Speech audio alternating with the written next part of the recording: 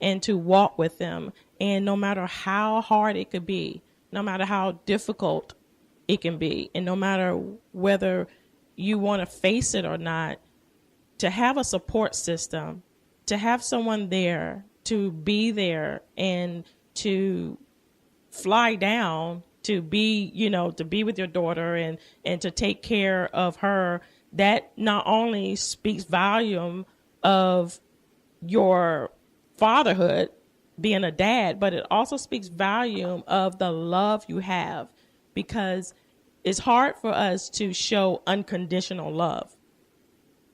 It seems most of all is conditional. It has to be this or this way or that way. But when you show unconditional love, I believe personally that only healing comes out of that, not only unconditional love, but healing. And the moment that we take on that unconditional love and we take the time and we make the effort and we learn what we can learn about that person, then the healing process will start.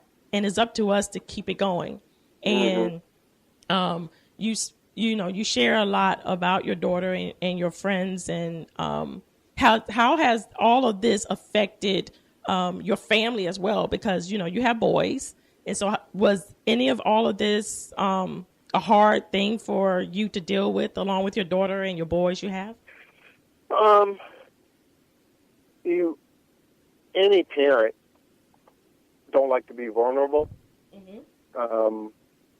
They, your kids see you as this type of icon where, you can do anything, and you pick them up when they fall.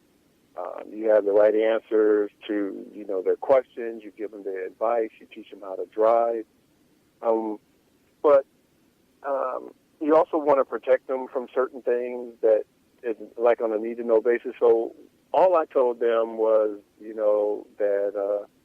that she was sick, but she's getting better, and I didn't tell them the nature of it, and I didn't want them to worry. And but she was ill, and now she's getting better, and I make sure that they talk, and I think that's a healing process for her also, to hear from them, and it reassures them that she's doing okay. It's really hard sometimes to talk about certain aspects of your life, even though how can people pray for you? They don't know what situation. Well, you always don't have to know people's situations to pray for them. And I think we lose that. Well, God likes specificity. We need to pray for a specific. Well, you can pray for a healing, but you don't need to know what the healing from. He knows. Pray for a job. Whatever job it is, if it's the right job for you, we don't have. He doesn't. God knows specifically what's in your heart, what you need. So when it came to expressing, I did tell certain family members about her condition. Only the people that I knew could get a prayer through, that had a relationship with God and know they would definitely pray for her when they said they would. And I believe that their prayers has helped her through. I know people at my church. I spoke to a couple, and they have prayed for her and constantly ask about how she's doing, and the praise report that I always give them, and we're all rejoicing in that. But I think you get to a point, Opal, where you don't try to focus on what the condition is, but look forward to the day where the victory will come in. And too much of the time, I think when we hear bad news, we focus on, this has happened to that person, this has happened to that person and stuff. But we'll say, your condition is not unto death. The Lord has told me that. And it's not just for you. It's for everybody who's around you who will benefit from that. And if I didn't believe that, I think I would have drove myself into a frenzy, and probably would have drove herself into a frenzy. But you got to believe, and what you say you believe in, and you can't waver on that. And even if God did not heal her, you still have to believe that He is a healer. It was just time, but we can all learn from that, and other people can be healed from experiences. That's true. That's true. Because I have a couple of friends.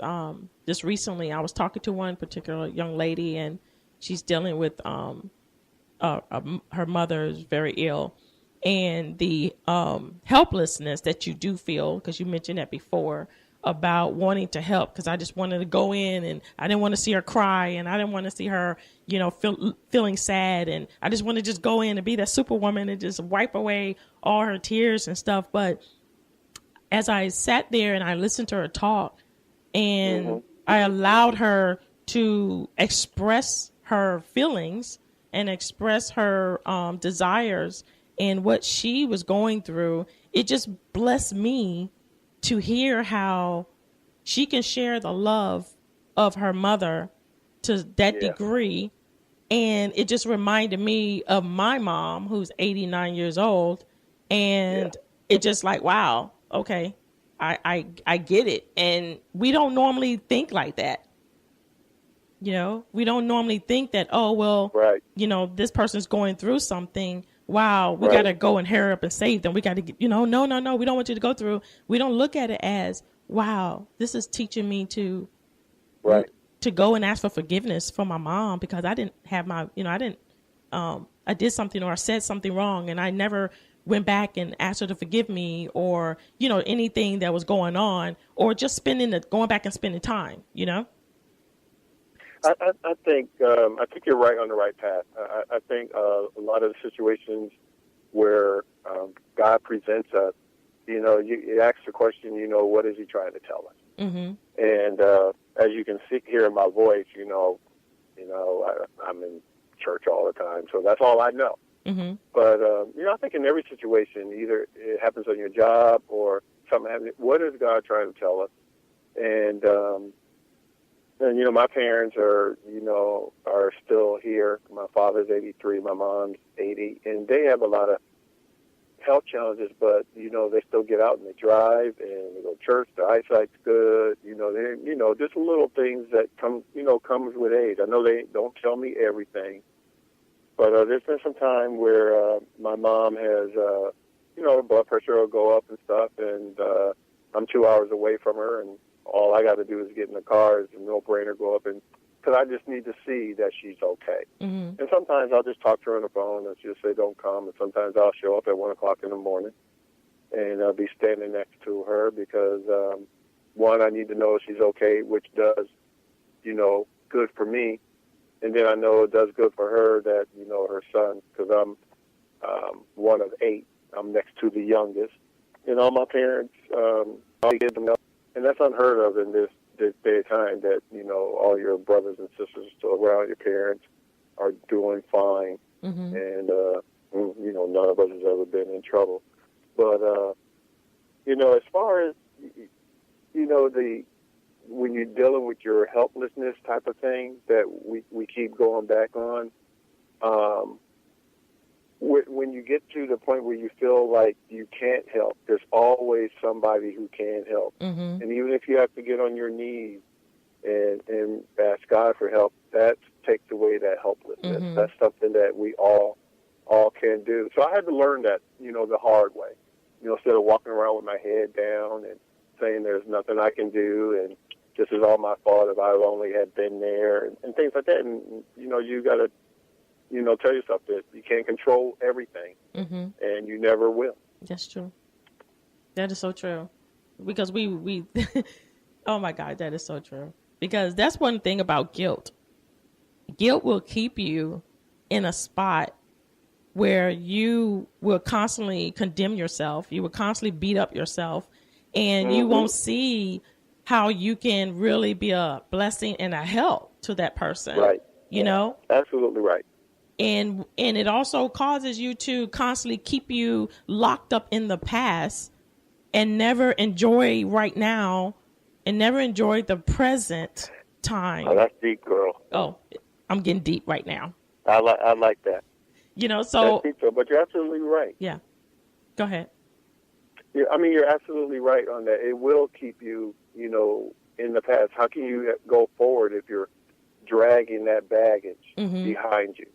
and you're right, you gotta let it go, and that also affects your health. I haven't had any really major health challenges in my life. I've had what, 2 or 3 minor surgery, knee, elbow, and something else. I don't remember what it is, but nothing really major that I had to stay in the hospital for, and I'm thankful for that.